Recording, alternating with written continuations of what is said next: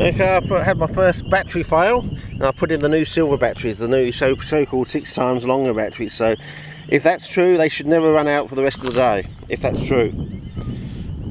So it'll be a good test for the company, I reckon. The the Davian test of your new super, whether it's just puffery, you know, just sales talk to try and get you. Well, it did get me to buy the batteries, didn't it? Because I had a problem, and they implied with their 6 times longer that it would solve my problem. It's 214 now. So hopefully, if this works, if these batteries continue right on to the rest of the trip, and I don't have any more problem apart from changing cards over, well, I might just go out and buy another pack for 20 bucks, you know. It'd be worth it. I mean, basically the rest of the season is all sewn up. But as I say, we're walking down here, and I was talking about vulnerabilities, but I'll probably get on to that later on in the season if you know, if Abbotland goes absolutely pear-shaped. Because I said if a war happens, I'll probably either go into 2 routes. I'll probably go down to I'll be either in cryptology or cryptography, or I'll be into making very, very nasty, dirty bombs, sort of thing. That sort of thing.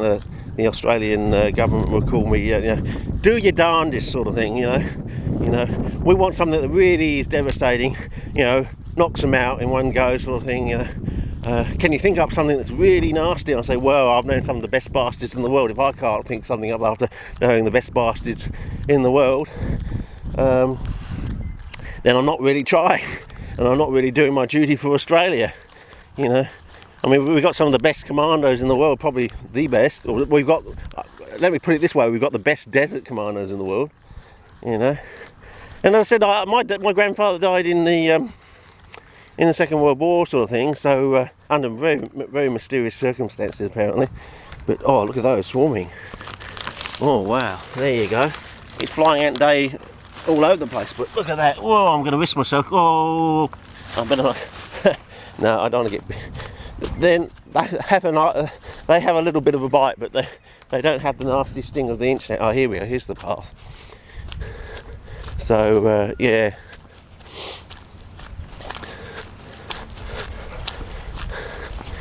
I think if you really want to be nasty, you just take nature's point of view, really. Nature is just absolutely abhorrent nastiness, you know. Just, you only have to look at the glid, basically. You know, take a bird's eye view of the glid. I mean, Peter D'Amato, it's been a joke that's been hanging on since my teenage years, I think.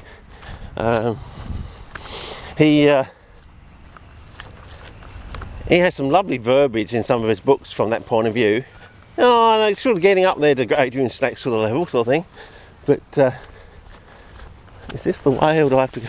I've also made another wrong turn. I'd have to go down further down there. Anyway, we'll see where this one leads.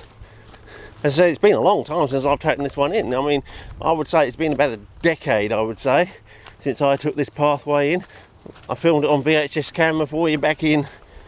Oh, that was an original filming, but not actually of the walk-in. Yeah, it's down this one, I think. And then I took another one, a special one in, which is in the vault, basically on a micro cassette, I think. So it'll be good to compare the footage. I'll try on something. But as I said, Rossi's actually been very generous and has ordered me the VHS book from Stuart McPherson. I understand that he actually packs them himself, so you know. And I've heard some people saying waiting about 4 months for the thing, so it's almost like CPN in a way, waiting.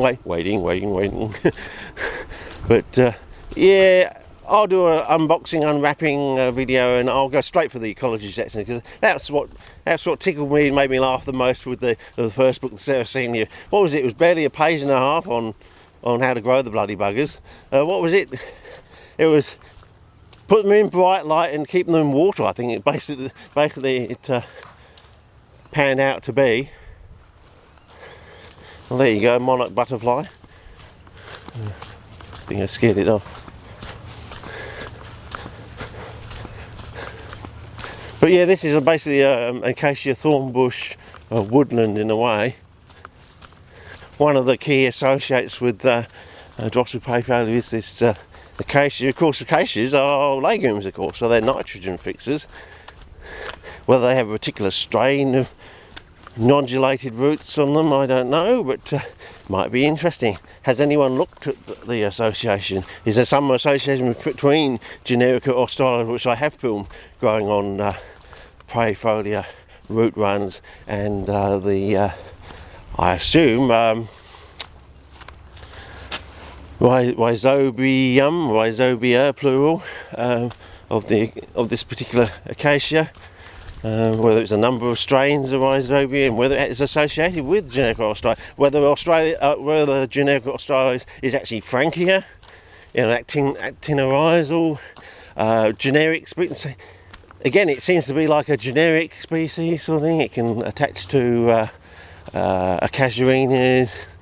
So whether we're talking about the one and the same thing, it's just that it's been overlooked. People have been saying, oh, CPs aren't mycorrhizal. And well, I think I've got enough evidence in the can now to show that that isn't strictly true.